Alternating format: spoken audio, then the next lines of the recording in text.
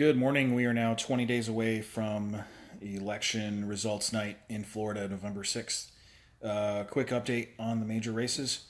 A new poll came out from the St. Pete Times today that had Governor Scott up by about a point and a half, again within the margin of error, over Bill Nelson.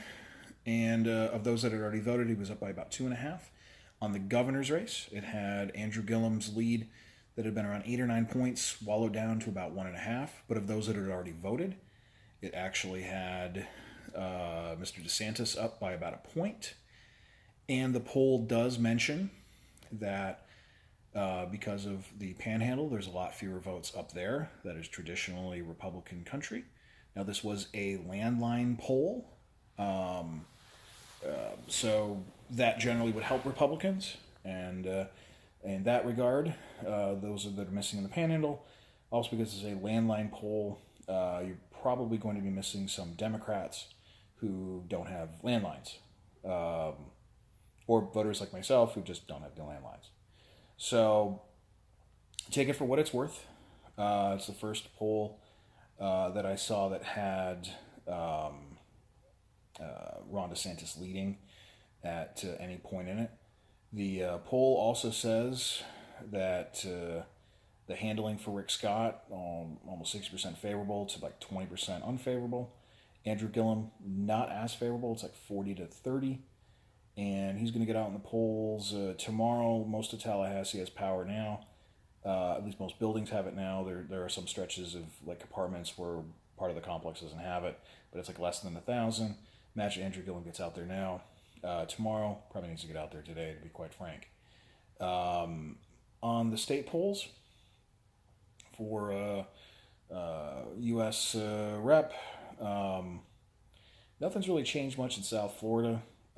Still has Diaz, Balart, and Carlos Curbelo up.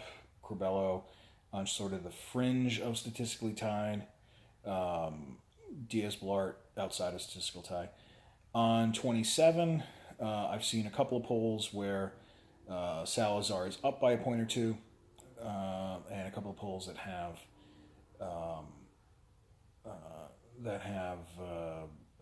Shalala up a point or two, again within the statistical margin.